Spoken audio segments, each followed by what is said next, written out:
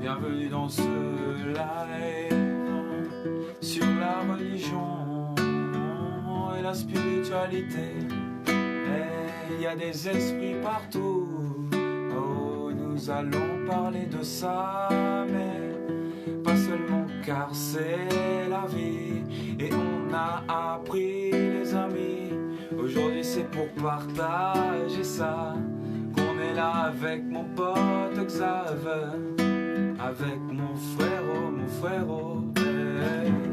Avec mon frérot Xav, on est là. On a travaillé, on a traversé les marécages, on a travaillé les tempêtes, oh, on a travaillé les accords, les chansons pour devenir les barres sur la terre, hey. Et raconter la sagesse de tout ce qu'on a compris, parce qu'on a élucidé plus de 3000 problèmes, j'ai dit plus de 3000 problèmes, ouais. Mais il y en a toujours et il y en aura encore, alors on est apprentissage. Ouais, c'est pas mal. Bien joué.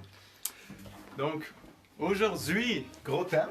Écoute, C'est pas gros le- thème quand même. C'est pas le plus léger, là.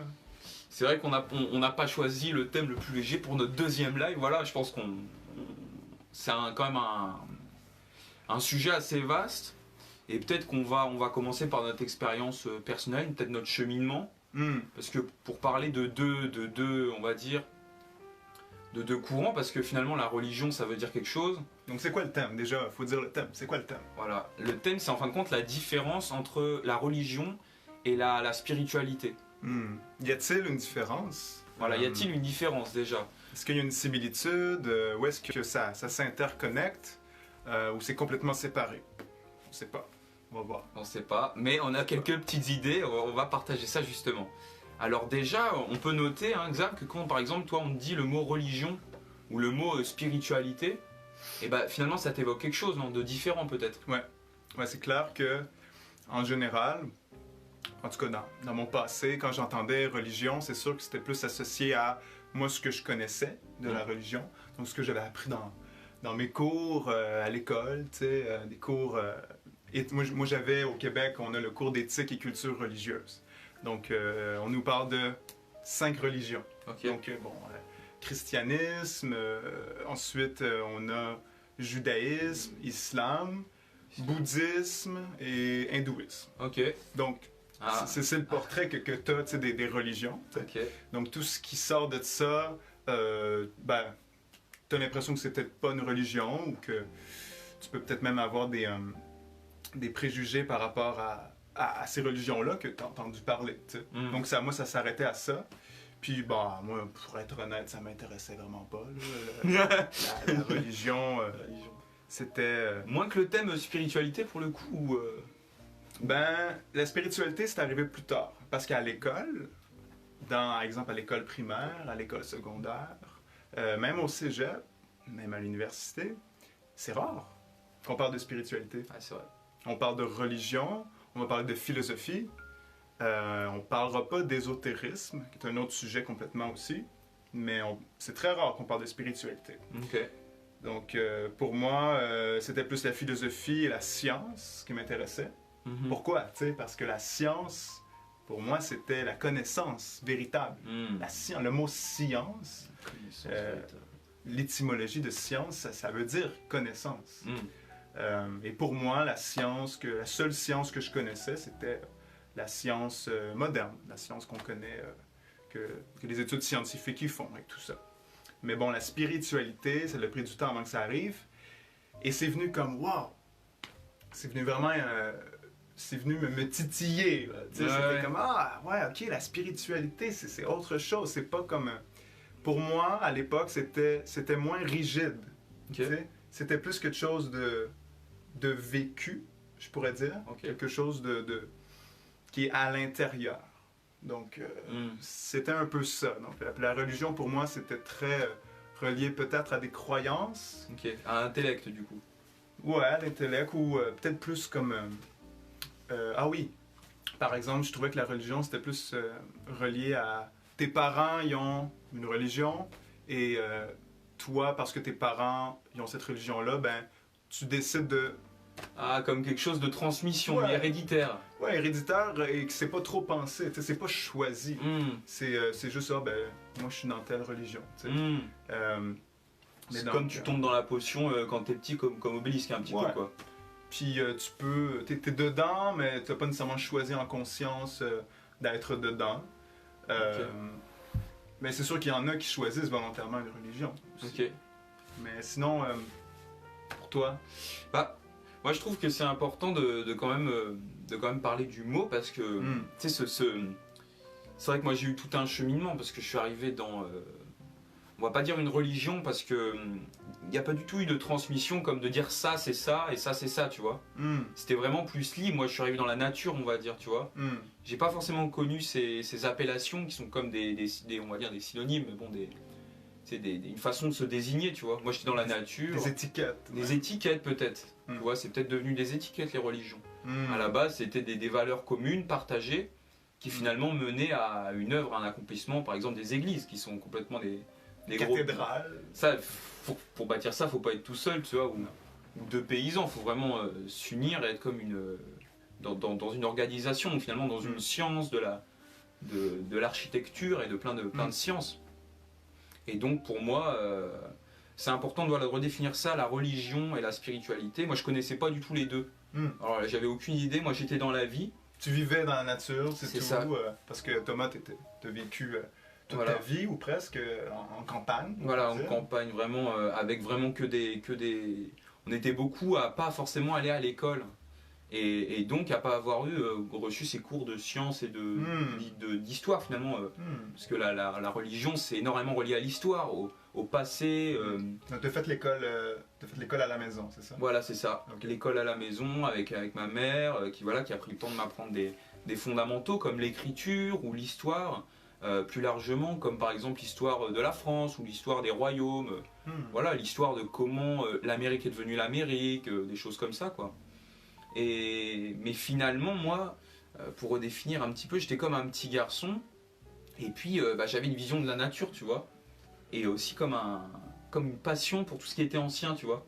Par exemple, les chevaliers, tu vois, toute cette époque. Naturellement, j'avais une passion. Les légendes, les mythes. Voilà, les histoires. Mon père m'a raconté vachement d'histoires, donc ça m'a forgé un imaginaire antique en fin de compte. Un amour pour tout ce qui était antique, antiquité. Et parce qu'aujourd'hui, voilà, on avait des voitures, tout ça, et pour moi, c'était plus. Enfin, ça me faisait fantasmer en fait de rêver d'avoir des chevaux, des choses comme ça, tu vois. Ouais. Et donc j'ai vachement grandi là-dedans, et comment dire, à partir d'un certain âge, j'ai commencé à vouloir avoir des pouvoirs, tu vois. Parce que je voyais énormément de films. Non, mais c'est vrai, les films. Tu sais.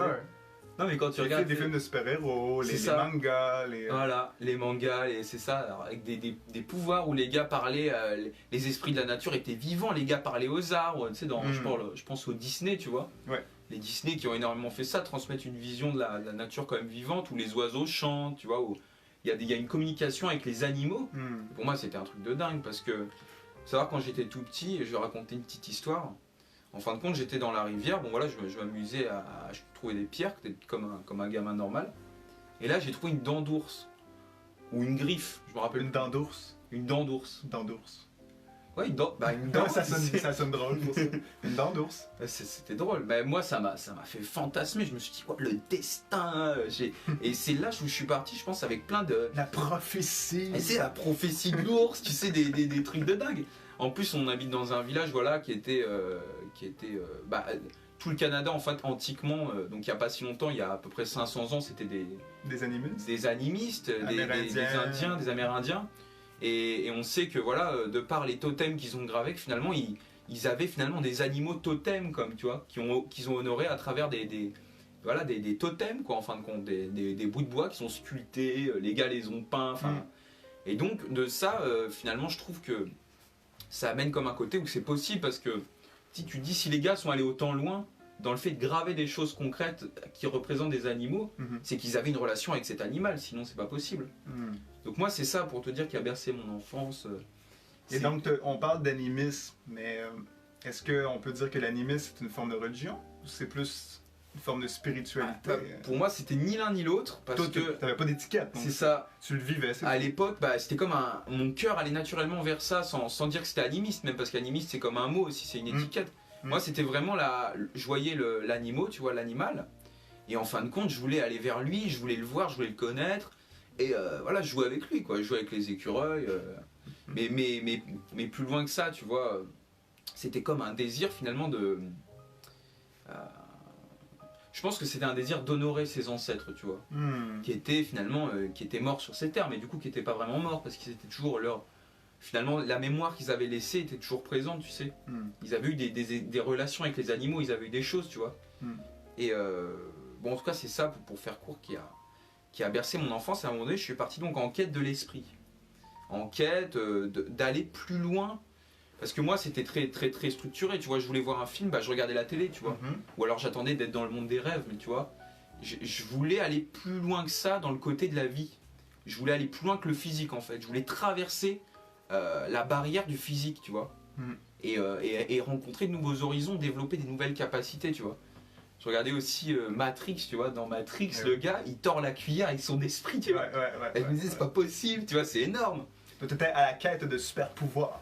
Un petit peu, mais pas tu sais, de s'envoler, tout ça, c'est des rêves d'enfant, mais c'est dans la matière encore. Moi, je voulais être dans la supramatière, je voulais traverser cette matière.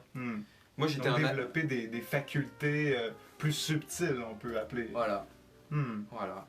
Et donc, je vais dire que pour moi, aujourd'hui, le monde spirituel, c'est un monde donc, que j'ai été amené à découvrir avec cette quête de la supramatière, donc c'est ce qui est au-delà de la matière.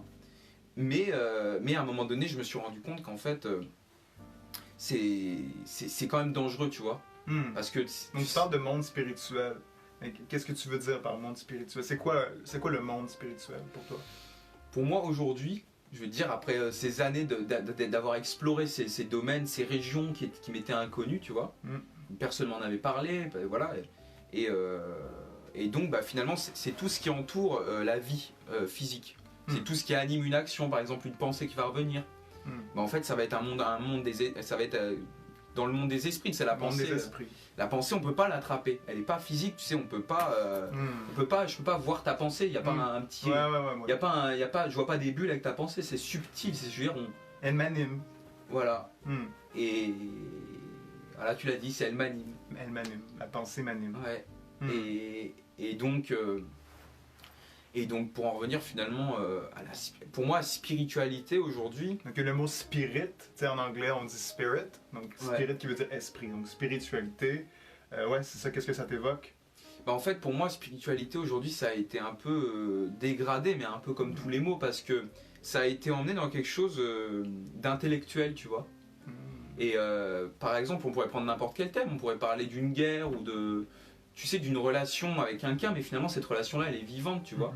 Et peut-être qu'on a, par exemple, moi, mettons qu'on serait des potes, tu vois. Mais si je dis que Xavier, c'est mon copain, tu vois, mais c'est pas fixé, tu vois. Je peux pas le figer parce que peut-être qu'à un moment donné, voilà, on aura une autre relation, tu seras mon ami plus éloigné, tu vois, on aura moins d'échanges. Et de continuer à dire que Xavier, c'est mon copain, tu vois. Et puis après, je sais pas, il se passe des trucs et là on est vraiment ennemis, tu vois. Vraiment là, tu me vois, t'as envie de me cracher dessus, enfin je sais pas, tu vois. Moi je continue à me dire que Xavier c'est mon copain, Xavier. Donc je te vois, tu vois, quand je te vois, j'ai envie de te cracher dessus aussi, tu vois.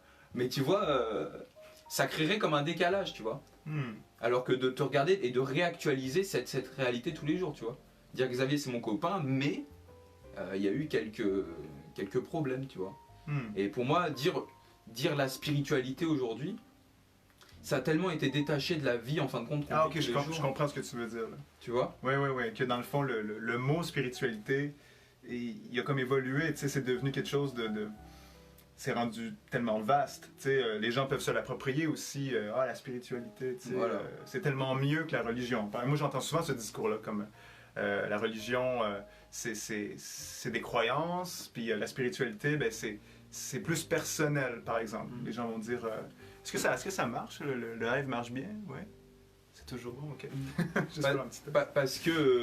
Parce qu'aussi, on pourrait pas enfermer la spiritualité, tu vois, dire la spiritualité c'est ça, tu vois, parce que la spiritualité, c'est tellement vaste, et tu pourrais dire être dans la spiritualité et être dans une quête naturelle de l'homme, tu vois, sur la terre, ou alors être totalement parti, et je pense qu'on peut pas enfermer des mots, tu vois. Et tu vois, il y a quelque chose qui me vient, c'est que on dirait que la spiritualité, c'est plus associé à l'individualité, de ce que je vois un peu, là. Comme spiritualité, c'est personnel, c'est individuel. Et on dirait que la religion, c'est plus axé sur le collectif. Donc, un groupe de personnes. Tu sais? Ouais.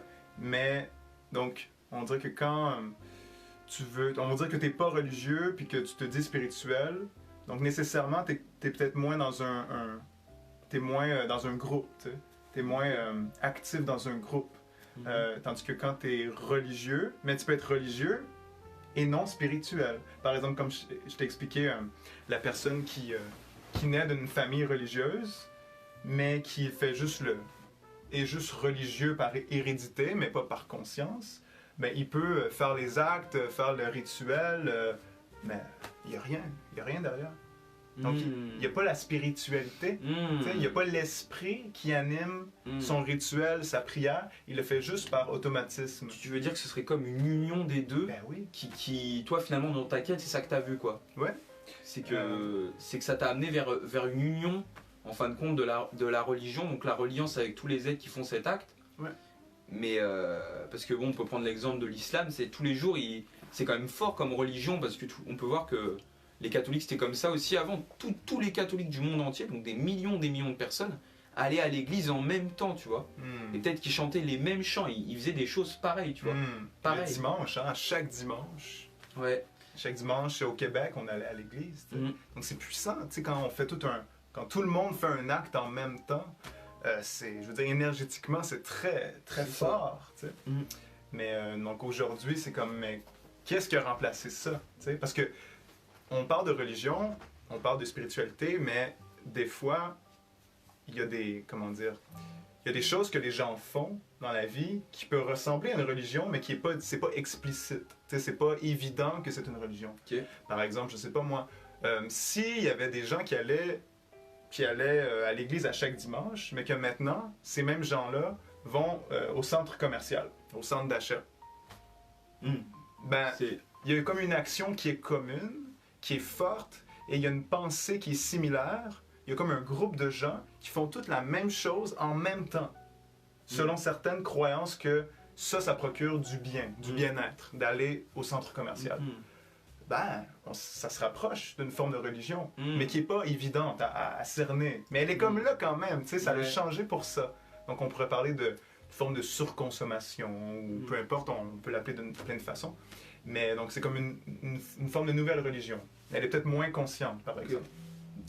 Donc tu veux dire, donc Xav, que le côté du centre commercial et de la consommation, c'est devenu notre religion aujourd'hui? Ben, je te dirais que pour certaines personnes peut-être. Ouais. En Occident, je pense qu'on souffre beaucoup de ça. Donc d'essayer de combler un besoin qui est finalement plus intérieur, qui est plus profond, mais ne sachant pas comment le combler. Ok, donc on avait un petit message. Nous avons été coupés par une intervention du gouvernement. Voilà.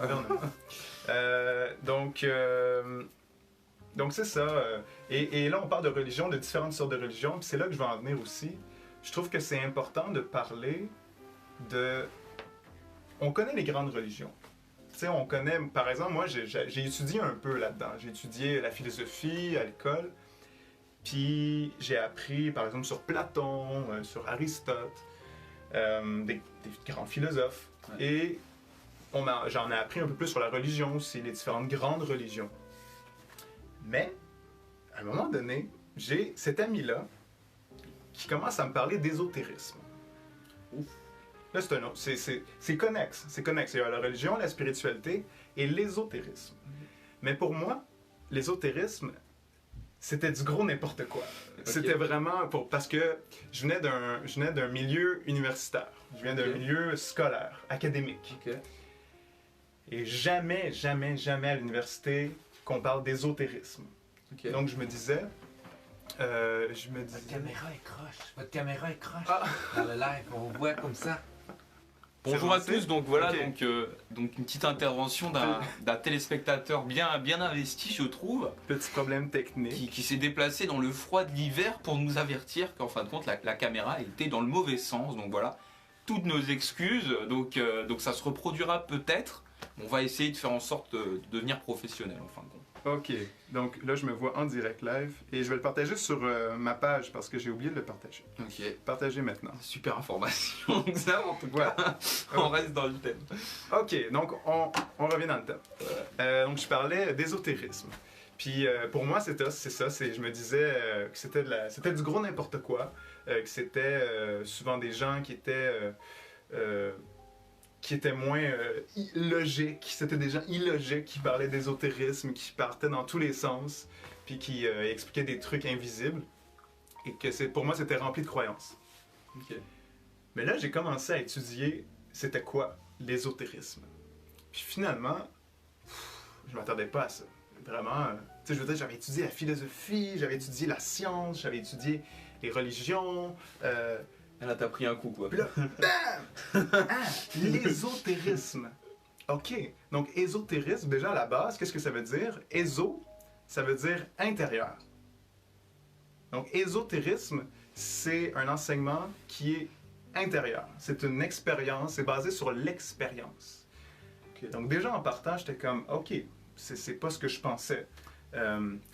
Parce qu'il y a aussi le mot occulte qui est différent, mais qui veut dire caché, finalement. Okay. Mais ésotérisme, c'est vraiment basé sur l'intérieur. Et là, j'ai commencé à lire là-dessus et je me suis rendu compte qu'il existe ce qu'on appelle des religions qui sont ésotériques, donc des religions axées sur l'intérieur. Et il y a des religions qui sont exotériques. Exo, qui veut dire extérieur. Et donc là, boum. Ben là, ça a comme changé là, ma perspective parce que je mettais plus juste comme les religions dans une catégorie. Tu sais, c'était comme, attends, mais il y a de l'ésotérisme et il y a de l'exotérisme. Et la plupart du temps, les religions, quand on pense à religion, c'est la plupart du temps des religions exotériques. Okay. Donc des religions qui sont plus basées sur des croyances extérieures. Donc on fait des actions, on fait des rites, des rituels, des prières, mais en fonction de ce qu'on nous a dit de faire. Ok. À l'extérieur. À l'extérieur. Donc on va te dire fais ci, fais ça et tu vas être sauvé. Fais ci, fais ça et pose-toi pas trop de questions. Donc ça c'est plus exotérique. Mais il y a ce qu'on appelle les religions ésotériques, qui sont basées sur l'expérience. Et c'est souvent des religions qui sont minoritaires. Donc, c'est des petits groupes qui ont existé de toutes les époques, dans de toutes les cultures. Et je dirais même que la plupart des peuples premiers, les Premières Nations, que ce soit en Afrique, les Amérindiens. Les Premières Nations, c'est trop stylé ça. Premières Nations, les indigènes d'Australie, les aborigènes d'Australie, qui sont plus animistes. Donc animiste qui veut dire... animé en fait. Animé, tu sais, donc on voit que tout est vivant, tout est animé. Ben, la plupart de ces religions-là étaient d'une forme initiatique. Donc il y a des initiations. Pourquoi? Pourquoi il y a des initiations? Dans les écoles primaires, il y a des initiations, des examens, des tests. Dans les écoles secondaires, il y a des initiations, il y a des tests. Pourquoi? Parce qu'on veut voir si tu as compris quelque chose. Mais il faut que ça vienne de toi. Donc, par exemple, en Afrique, on va dire, bon, ben, hey, mon petit gamin, tu veux devenir un homme? Ben, va-t'en dans le désert pendant une couple de jours, puis va survivre. Ok. C'est balèze. Et quand tu vas revenir, ben, tu vas te rendre un homme. Donc, tu es obligé de la faire, l'expérience. Donc, de ressentir c'est quoi de devenir un homme, de devenir un adulte. Donc, les religions ésotériques ou initiatiques, c'est la même chose. Donc, dans le fond, c'est de vivre par soi-même des expériences qui vont te montrer c'est quoi la vérité. Parce que la vérité, c'est ce que tu ressens à l'intérieur de toi. La vérité, c'est pas extérieur. La vérité, c'est pas... La vérité, ça se vit, ça se ressent, tu sais. Donc, si tu me dis, moi je te le dis, là, j'ai raison, si moi j'ai la vérité, tu devrais faire comme que je fais, ben, ça marchera pas. Ça marchera pas. Je vais amener un point aussi qui m'est venu en esprit, c'est que tu sais, quand tu vis, tu sais, tu fais un truc, le lendemain tu fais autre chose. souvent il y a ce qu'on pourrait appeler des courants, tu sais, des vibes ou tu sais, des trucs. Des modes. On le voit énormément aujourd'hui à travers les modes. Mais je veux dire, dans la vie de tous les jours, par exemple, je sais pas, quand t'es petit, t'aimais pas, je sais pas, les poivrons ou les champignons. Et après, tu vas les aimer. Et en fait, tu rentres dans une autre vibe, des gens qui aiment les champignons, quoi. Et on peut le voir énormément aujourd'hui à travers plusieurs mouvements qui émergent, comme par exemple le véganisme, tu vois. Les gars, on n'avait rien à faire, et par une information, par un contenu visuel, par une vidéo, par quelque chose sur leur tablette, en fin de compte, c'est un courant qui rentre en eux, de prendre conscience de quelque chose, et de faire des actes en conséquence, tu vois. Aujourd'hui, moi, ce que je voudrais souligner, c'est qu'en fin de compte, pour moi, aujourd'hui, ce qu'on pourrait appeler la religion, tu vois, où finalement la science ésotérique, c'est en fin de compte de demeurer dans quelque chose de beaucoup plus permanent, éternel. Parce que finalement l'homme... Ne pas suivre des modes. C'est ça que tu veux dire un peu? Un petit peu, ouais. D'être comme rester fidèle à ce qu'on a à l'intérieur, en fait. Ce qui nous pousse une quête intérieure, quoi. Comme moi, par exemple, quand j'étais petit, c'était d'être chevalier, tu vois. C'était d'être un chevalier, d'être un... Voilà, d'être un... Mais finalement, c'était la forme extérieure qui avait pris une impulsion intérieure, tu vois. Parce que tu vois, on pourrait prendre un exemple très intéressant. Est-ce que tu as soif? Peut-être, j'ai un peu soif. Moi aussi, j'ai un peu soif. Ok. À force de parler, il faut... Ouais, il faut quand même hydrater. Il faut quand même boire. Et donc, ouais, pour dire, voilà, qu'aujourd'hui, en fait, pour moi, l'homme, il n'a pas changé depuis des millénaires, quoi. On peut le dire, tu vois. Dans son essence. Tu vois, je pense qu'on peut prendre le corps d'un homme d'il y a 20 000 ans. En vrai, à part le crâne et 3-4 trucs, tu sais, on n'a aucune idée de... Il y a la façon dont il pensait, mais ça ne change pas la façon dont il conçut le cerveau. C'est la façon dont il l'utilisait. Et donc, pour moi, il y a quelque chose d'originel d'une quête de l'homme ou de la femme, ce qui est pareil, parce qu'on a le même corps. Une femme a le même cerveau, quasiment les mêmes mains, le même nez, tu vois, les mêmes oreilles, tu vois. On me dit d'ailleurs que j'ai beaucoup de traits féminins, mais enfin bon, ça c'est autre chose. Tout ça pour dire que, pour moi, c'est ça aujourd'hui, l'ésotérisme, c'est quelque chose d'intérieur, donc pas d'immortel, mais qui va pas changer d'une année à l'autre, quoi. La forme extérieure va changer, donc le côté exotérique. Le côté physique, il change, voilà, la transformation. Il change, voilà. C'est comme une roue un peu, hein. C'est comme le corps est un peu comme... j'aime bien cette image donc, de la roue. Donc, le corps physique, il est comme à l'extérieur de la roue. C'est à la périphérie de la roue. Mais l'intérieur, lui, il est dans le milieu de la roue. Donc l'âme, on peut appeler l'âme, on peut l'appeler l'esprit. Il y a différents termes. Mais donc, le but, c'est que plus on est dans l'ésotérisme, plus on est relié à notre centre, à l'intérieur de nous, de notre être. Mais si on est toujours à la périphérie, on est toujours concentré sur ce qui est éphémère, sur ce qui se transforme, ce qui bouge. Mais là, c'est impossible de se recentrer, c'est impossible d'être calme, d'être dans l'équilibre, d'être dans l'harmonie, d'être posé. C'est pour ça que la méditation existe aujourd'hui, quoi, et que c'est une bénédiction que ça existe. Et que tant de personnes s'y repenchent finalement. Une méditation qui a été, on va dire, promue à travers un bouddhisme natif, on va dire, primordial, de Bouddha, voilà, qui a médité pendant 7 ans. Alors je sais pas si c'est vrai ou des légendes, mais en tout cas il paraît qu'il a beaucoup médité. Ah ouais, non, c'est incroyable. Moi je dis que c'est vraiment une bénédiction qu'en Occident, on a reçu cette sagesse-là de la méditation. Parce que sans la méditation, il y avait quand même des pratiques semblables. Chez les chrétiens, par exemple, tu avais la contemplation, ou on appelle aussi l'oraison. Donc il y a une forme de prière dans le silence. Donc ça se rapproche beaucoup de la méditation. Mais oui, il faut vraiment prendre un temps dans sa vie de se recentrer, de respirer, de méditer. Et là, on rentre vraiment dans un ésotérisme, donc une expérience intérieure. C'est ça qui est le fun aussi. Quand tu médites, c'est qu'il n'y a pas de concept. Tu sais, c'est comme Lao Tzu, là, quand il dit les mots. Tu sais, les mots, il donne des... Lao Tzu qui a écrit le Tao Te Ching. Les hommes, ils mettent des mots mettre des étiquettes sur plein de choses. Tu sais, religion, spiritualité, ça aussi c'est des étiquettes, ésotérisme, tu sais. Puis la définition, elle est changeante, tu sais, dépendant des personnes, tu sais. Mais quand tu médites, là c'est vrai. Ce que tu vis, c'est vrai. Tu l'expérimentes. Il n'y a pas de mots. Tu peux avoir des pensées, mais tu les as. Tu as ces pensées-là. C'est vrai. T'sais. Puis là, c'est de se retrouver. C'est comme un savoir qui vient d'une expérience, en fait. C'est ça. D'un vécu, quoi.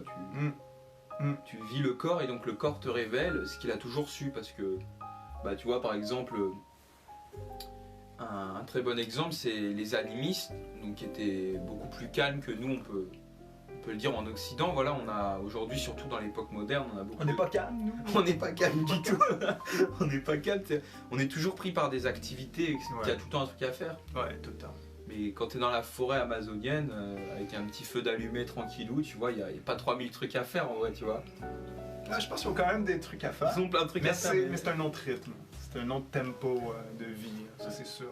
Et je pense que c'est intéressant de prendre cet exemple parce que finalement c'est des peuples qui ont eu des connaissances botaniques incroyables que les scientifiques recherchent finalement toujours aujourd'hui.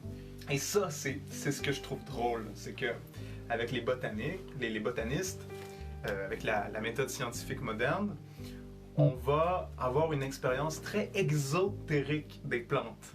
Donc on va par exemple regarder une plante, mais là, on va commencer à la disséquer, tu sais, puis à regarder comment elle fonctionne, puis essayer d'extraire les minéraux, extraire tu sais, toutes les molécules à l'intérieur pour avoir une méthode scientifique. Mais l'animiste, l'indigène qui vit dans la forêt amazonienne, lui, il n'a pas besoin de faire ça. Pourquoi? Parce qu'il parle à la plante. La plante, elle est là, puis elle est comme, tu sais... Le gars parle à la plante. Tu sais, je veux dire, t'as comme la rose là, qui est là, puis là, elle attend juste que tu lui parles. T'sais. Puis là, ben, quand tu as cette sagesse-là, cette connaissance-là, comme les enfants, je veux dire, les enfants, combien d'enfants parlent à des plantes? Il y en a plein, tu sais. Alors, qui parlent à la plante, puis là, la plante, elle répond, tu sais. Mais il faut avoir, c'est une subtilité, elle va pas parler comme moi puis toi, elle va pas parler avec des mots. Mais c'est subtil, mais elle peut parler à sa manière. Mais tu vois, j'aimerais poser un truc là sur le côté botanique. Ouais. C'est qu'aujourd'hui, on dit énormément, par exemple, on va prendre une plante comme le café, qui est énormément utilisée pour ses aspects d'éveiller le corps. On va prendre une plante comme ça, on va faire une photo, et là on va dire cette plante a telle vertu, telle vertu, telle vertu, telle vertu. Ouais. On dira jamais pourquoi, tu vois. Pourquoi le café, quand on le torréfie, donne de l'énergie? Pourquoi?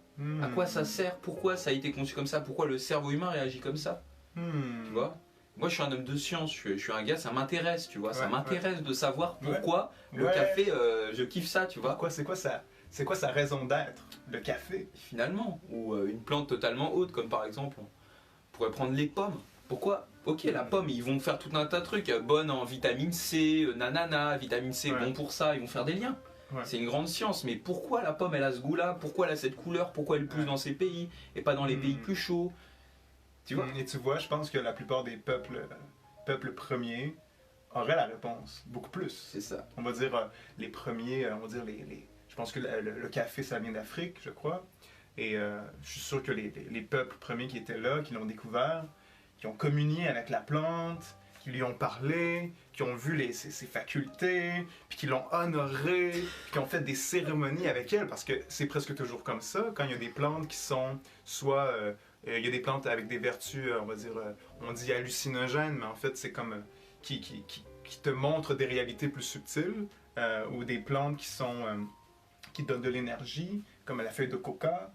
Ben, toutes ces plantes-là, à l'époque, dans le temps de nos ancêtres, c'était des plantes qui étaient souvent divines.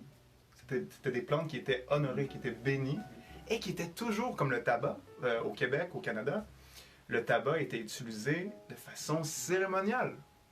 Toujours. Mais tu regardes aujourd'hui, ce qu'on en fait. Oh, je m'allume une clope, mec. Oh, je m'allume ma petite clope. Tu veux taffer? C'est quand même une cérémonie. C'est différent. Ouais, c'est différent. Mais c'est pas honoré, tu sais. Et on le prend dans l'inconscience. Mais si tu regardes ces peuples-là, il y a vraiment un échange avec l'esprit qu'il y a derrière le tabac, l'esprit qu'il y a derrière le café, tu sais. C'est vraiment...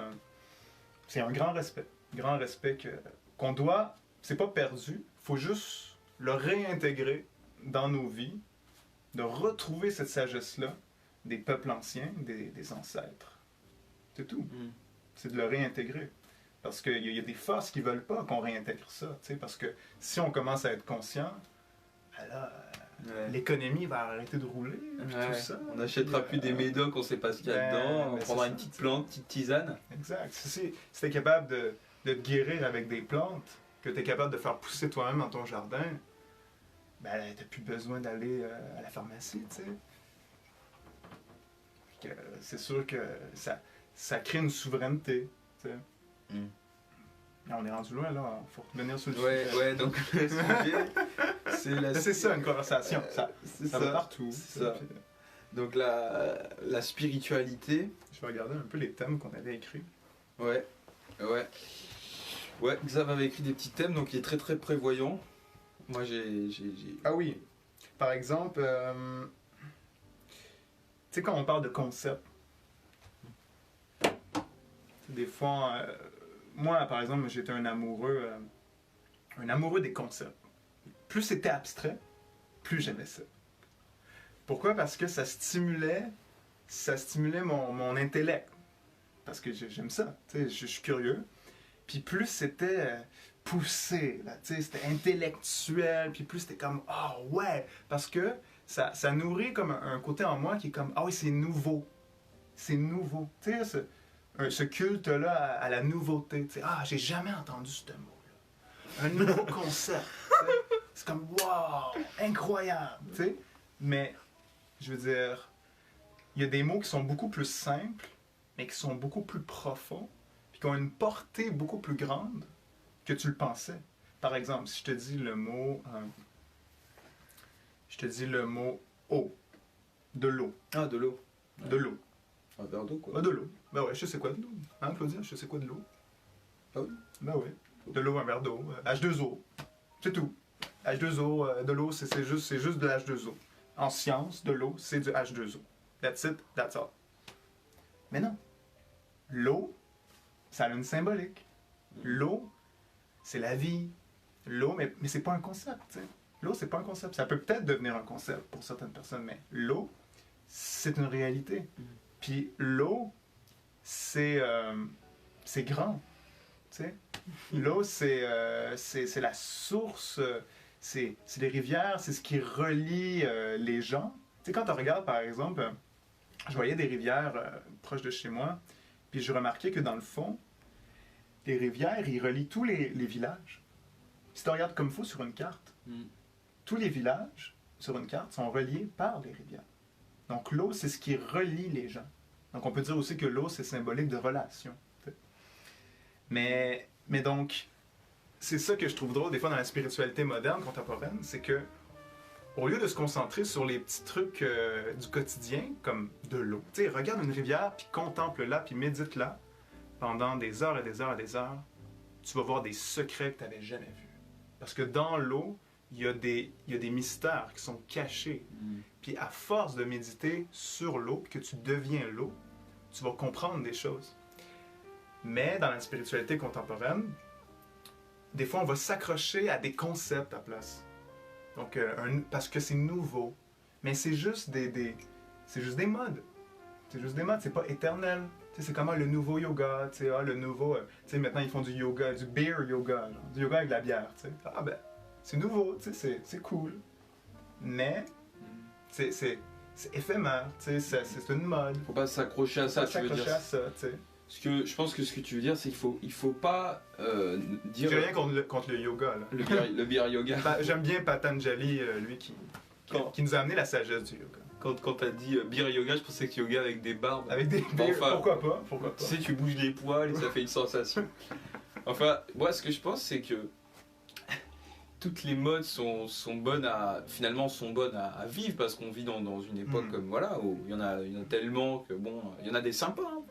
la mode du Ice Bucket Challenge, bon c'était marrant. Ice Bucket Challenge. Je sais pas qui l'ont fait, mais en tout cas, c'est pas que c'est négatif, c'est qu'il faut pas s'y accrocher, faut pas s'y identifier, faut pas. Voilà, il faut pas placer comme une passion qui serait comme d'être emballé démesurément. Faut être tranquille avec les modes, ça passe, tranquille. Ouais, de pas trop s'accrocher à c'est quoi le nouveau truc. C'est quoi le nouveau truc là? C'est quoi? Puis de toujours passer de un à l'autre constamment. Mais de. Ouais, j'ai échappé ma petite tasse. Ouais, ça va. Je suis trop énervé, excuse-moi. Non, c'est bon. Puis, mais de plutôt. Je parle pour moi aussi, tu sais, de peut-être retrouver un peu plus ce qui est éternel. C'est quoi qui est éternel finalement? C'est quoi qui est éternel? C'est quoi qui est pas une mode? C'est quoi qui va toujours rester? C'est quoi qui est même immortel, tu sais? Ouais, c'est intéressant. Tu sais, par exemple, j'ai parlé de l'eau, tu sais. Et moi, j'aime beaucoup les 4 éléments, tu sais. La terre, l'eau, l'air et le feu. Puis c'est drôle, hein, parce que de ma formation scientifique, je me disais, mais non, il n'y a pas 4 éléments, tu sais. Il y a le tableau périodique, là, l'hydrogène, et les autres, le fer, tout ça, c'est ça les éléments, tu sais. Mais ça, c'est les éléments des scientifiques modernes, tu sais. Mais c'est récent, ça. Mais de toute éternité, presque toutes les cultures ont vu que, hey, il y a de la terre. Puis sur la terre, il y a de l'eau qui coule. Puis l'eau, elle féconde la terre avec les semences qui sont dedans. Puis au-dessus de l'eau, il y a de l'air. Puis quand on regarde en haut, il y a un soleil. Wow, le feu! Avec la terre, l'eau, l'air et le feu. Mais ça, c'est depuis toujours. Depuis les débuts des peuples anciens qu'ils ont vu ça. Que c'était c'est comme des lois. Des tranquilles. Si tu touches de l'eau, c'est mouillé. Si tu respires de l'air, t'es vivant. Si tu regardes le soleil, bah si tu regardes trop longtemps, tu peux t'aveugler. Mais si tu regardes comme ça, c'est joli. Le feu, il est chaud, tu sais. Il peut t'apporter beaucoup de bien, tu sais. Mais si tu le touches, ben tu vas te brûler, tu sais. Donc le feu, c'est comme un. Je trouve que si tu veux le dire. Ouais, ben le feu, c'est comme un. C'est un savoir très précieux. Parce que quand tu as le feu, tu peux soit l'utiliser pour le bien, pour faire du grand bien, tu sais, faire cuire des aliments par exemple, ou te réchauffer au pôle Nord, tu sais. Non, mais t'imagines, tu peux survivre si tu es capable de faire un feu au pôle Nord. Sinon, tu peux pas. Tu vas crever. Mais en même temps, le feu peut être utilisé pour faire la guerre, tu sais. Donc ça dépend. Donc c'est un savoir qui doit être maîtrisé puis bien respecté. Donc ça, c'est de toute éternité. Tu sais, la terre, l'eau, l'air, le feu. T'sais. Je trouve que c'est intéressant de voir que les gars, ils ont toujours fait par rapport à leur corps, parce que ces 4 éléments, en fait, c'est par rapport à leur corps et tout ce qui les environnait, tu vois. Par exemple, un arbre, bon, aujourd'hui on sait que, bon, il est sur la terre, ça on le sait depuis toujours, tu vois, et qu'il a des racines et qu'il va chercher de l'eau dans les profondeurs, tu vois. Et maintenant on sait que c'est lui qui fait l'oxygène, en fait, quelque chose de l'oxygène. Donc il vit dans l'air aussi. Et il pousse par le soleil. S'il n'y a pas de soleil, bah, la graine elle pousse pas. Tu mets une graine dans une cave, même si tu arroses tous les jours, bah, ça va pas pousser. Il manque un élément. Voilà, il manque un élément. Et donc sans ces 4 éléments-là, bah, l'arbre il n'existe pas, tu vois. Et il participe à l'air, il participe à l'eau parce qu'il filtre des trucs, j'imagine. Il participe à la terre parce que quand il tombe, il se décompose. Et il participe au soleil parce que c'est une expression de la vie. C'est une manifestation du soleil, tu vois, à travers cet arbre. C'est comme j'aime bien l'image de la pomme, tu sais. Une pomme, c'est comme du soleil condensé. Dans le sens que pour qu'il y ait un fruit, il faut qu'il y ait l'énergie du soleil. Donc c'est comme si, après qu'il y a eu toute cette énergie du soleil emmagasinée, qui fait des sucres, puis là, une pomme, puis là tu prends la pomme, c'est comme si tu croquais dans le soleil. Ok. C'est comme le soleil de la... On va revenir un peu au thème. Donc prochain thème. C'est ça. Prochain thème, la pomme, quoi. La pomme et le soleil. La pomme ou la poire, finalement. Tu sais. Non, mais donc je pense que voilà, ce qui est important de toujours se rappeler, c'est que la base de la religion, après il y a tout ce qu'on en a fait, mais la base, c'est qu'il y avait un ancêtre Par exemple, les musulmans, je sais pas, c'est Mahomet. Les juifs, je sais pas, c'était Moïse. Ça fait 3000 ans. Donc c'est vieux, c'est ancien. C'était un ancien homme qui avait un corps dans un ancien, dans un ancien univers. C'était pas la même vie, il n'y avait pas les voitures, il n'y avait pas tout ça. Et donc il a développé une science et une sagesse. Et il y a des hommes qui l'ont comme proclamé parce qu'ils ont perçu que cette science, ça leur plaisait. Il avait développé une façon de vivre, je sais pas, peut-être des... Se l'ont accaparé, ils en ont fait ce qu'ils en ont fait. C'est ça, mais je trouve que c'est important de voir quand même la beauté, parce qu'il y a une beauté dans tout en fin de compte. Et je pense qu'il y a une beauté dans la spiritualité, le fait d'être libre, il y a des beaux principes, voilà. Et il y a une beauté dans la religion, en fin de compte, qui est le fait d'honorer les ancêtres, tout ce qui est comme, qui remonte du fond des âges, puisque on peut prendre par exemple, donc moi, ma tradition, je préfère dire tradition parce que ça fait beaucoup plus large. Et en fin de compte, ma tradition aujourd'hui, c'est... tu peux regarder, il y a un petit truc qui s'est... C'est quelqu'un qui t'appelle. Ok. Ma tradition, en fin de compte, ça remonte à Enoch, si vous voulez. Et Enoch, dans la tradition, ça fait, je sais pas, ça fait plus de 20 000 ans, tu vois. Donc je veux dire, ça prend comme base tout le temps des personnages et des hommes, donc comme toi et moi, ou des femmes. Bon, c'est pareil, tu vois, qui ont trouvé des modes de vie qui étaient qui étaient comme parfaits, tu vois, puisqu'ils ont été repris et suivis par d'autres hommes. Ça veut dire que finalement, c'était bon, c'était cool, tu sais. Comme le premier gars qui a fait un feu dans une maison au pôle Nord, tu vois. Les gars étaient dehors à l'époque dans des grosses couvertures. Ils ont vu l'igloo, ils se sont dit ouais le gars est génial, tu vois. Et ils ont suivi le mouvement. Et ils ont fait leurs igloos, ils ont fait leur petit feu à côté, tu vois. Ils leur ont demandé. Et peut-être qu'il y en a qui vont réutiliser ce feu-là pour se réchauffer dans leurs igloos. Mais il y en a peut-être qui vont prendre le feu puis faire autre chose. Ils vont peut-être faire des armes avec. Libre à eux. Mais le feu, lui, il est pur. Ouais. Et celui qui l'a amené aussi, puisqu'il était posé dans son igloo en mode pépère. Il y avait des bonnes intentions. Peut-être il a utilisé pour allumer un petit spliff un jour. Bon, ça, c'est pas notre histoire. Tout ça pour dire que finalement, c'est ça. Je pense qu'il y a, en tout cas moi, pour ma vision par rapport à ce thème, finalement, la religion ou la spiritualité, et finalement la différence entre les deux, c'est que dans les deux, il y a du pas bon, il y a du à jeter. Et dans les deux, il y a du bon. Il y a quelque chose qui va nous faire grandir, qui va nous permettre d'évoluer et de fleurir sur notre chemin d'évolution. Et donc on en revient à la parole de Jésus à travers je pense l'évangile de Jean-Luc ou de Luc, je sais plus. De Jean-Luc, l'évangile de Jean-Luc. Je sais plus, je me rappelle pas. Mais en tout cas, il dit séparer le bon grain de l'ivraie. Tu vois. Et il dit et quand le village s'endormit, en gros, les brigands sont venus remplacer le bon grain par de l'ivraie. Bon, ça c'est autre chose. Mais, en tout cas. Mais donc de voir. D'avoir du discernement, du discernement, que ce soit dans la spiritualité ou dans la religion, de voir ce qui est... On ne peut pas tout jeter, tu sais. C'est vraiment de voir ce qui est bien, ce qui est moins bien dans chacun. Puis je pense que le mieux, c'est la réconciliation entre les deux, tu sais. C'est qu'il y ait du spirituel dans le religieux et du religieux dans le spirituel. Donc, que ça soit concret, puis que ça t'aide vraiment à évoluer, tu sais, à cheminer pour chacun. Voilà, moi je pense que c'est ça, t'as bien dit quoi. C'est que c'est comme, parce qu'on dirait aujourd'hui quand on dit STEM que c'est comme en guerre, tu vois. Au début même je voulais dire versus, ça veut dire versus, ouais. Parce qu'on dirait qu'un religieux et un spirituel, ils sont tellement différents que pour moi c'était ça que je voulais aborder, parce que finalement on est tous potes, tu vois. On est tous, tu sais, je veux dire, je te croise dans la rue, que tu sois religieux ou spirituel, je vais te faire un câlin peut-être, tu vois. Bon, peut-être pas, probablement pas, en plus c'est le corona, mais je veux dire, je vais pas te... C'est vrai, tu vois. Aujourd'hui, on est éloigné, mais finalement, c'est pas parce que t'es d'un mouvement ou un autre que tu peux pas être mon pote. C'est qu'on va pas écouter la même musique, on va pas kiffer des moments ensemble, on va pas se prendre une pizza, tu sais, qu'on va pas peut-être sortir ensemble, tu vois. Ou aller voir un film de Marvel ou je sais pas, n'importe quoi. Et donc, pour moi, c'est important de dire ça, c'est qu'avant tout, on est des humains, on est des hommes, des femmes, et on a une quête intérieure d'être bien, tu vois, d'être tranquille. Je sais pas, il y en a certains, c'est une petite famille, il y en a d'autres, c'est un bateau pour aller faire le tour du monde, il y en a d'autres, je sais pas, c'est une petite hutte que personne ne les dérange. Mais c'est vraiment d'aller au bout de ce que tu crois être vrai, tu sais. Ce que tu penses être vrai, fais-le, puis va jusqu'au bout. Tu sais, tu continues, puis pour te prouver c'est quoi qui est vrai, tu sais.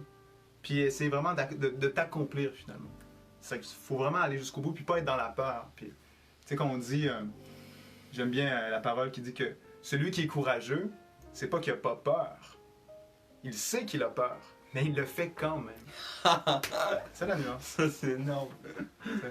On se fait-tu un petit jam? Ah, un petit jam pour finir. On est un peu fatigué, mais moi je suis. Oh non, je suis pas fatigué. Pas fatigué, bah ouais, je fais semblant.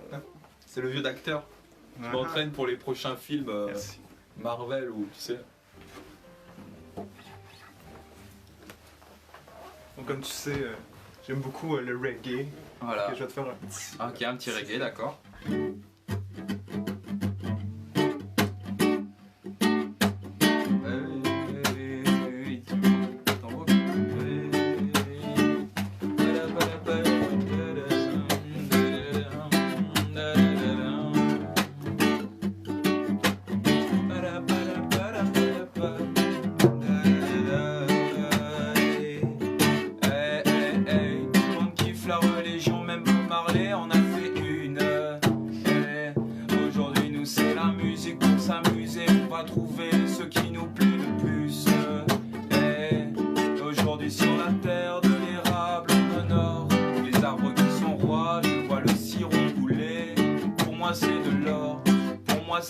C'est de la beauté et j'adore quand ça coule sur mes crêpes, sur mes pancakes le matin.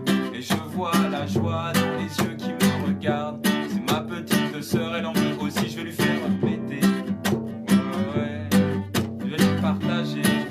Ah ouais, en tout cas c'est tranquille sur la terre de l'érable. On kiffe, on s'amuse comme des petits fous. On s'amuse comme des petits fous, comme des petits fous.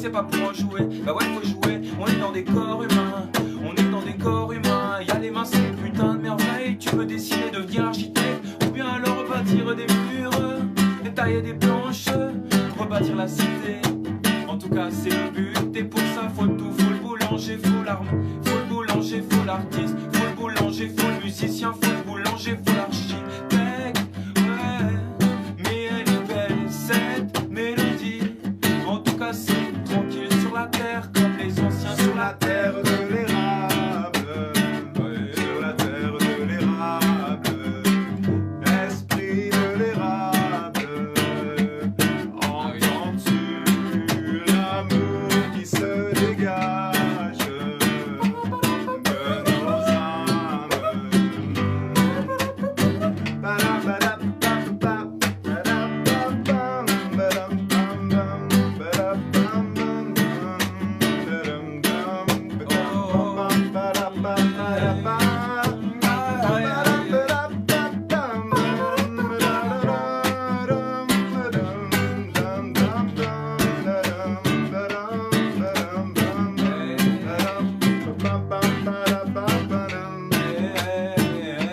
Passez magnifique soirée et que quand vous dormez, ce soit les étoiles qui vous accompagnent et les esprits, bénédiction dans les esprits, dans la forêt, dans la nature, celle qui vit, ouais dans les arbres, en haut dans les arbres, ouais dans les arbres, en haut dans les arbres, ouais dans l'érable, en haut dans l'érable, ouais dans l'érable, en haut comme des rois, dans les arbres, ventrés haut dans le ciel, y'a les oiseaux qui chantonnent à tue-tête, béni béni, on est sur la terre, comme nos anciens, les ancêtres, ouais ouais, alors on pense à tous ceux qui ont été là, avant nous, et on se dit oh là là, ça fait du bien de marcher sur cette terre, alors on va reconquérir le ciel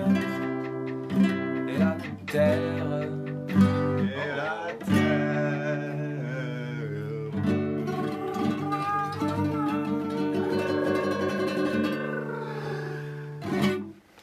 super les gars. Bon ben merci. Hey, merci à tous d'avoir écouté. Je sais pas combien de personnes. Je pense à un moment donné j'ai vu 7 personnes. C'est bien, c'est déjà un bon début. Franchement ça pète. Ouais, c'est cool. Donc rendez-vous fin de semaine prochaine à 6h, samedi ou dimanche, on va décider cette semaine. Voilà, samedi ou dimanche. Samedi, on va voir. C'est une bonne semaine, bien évidemment quoi. Donc comment on arrête ça là?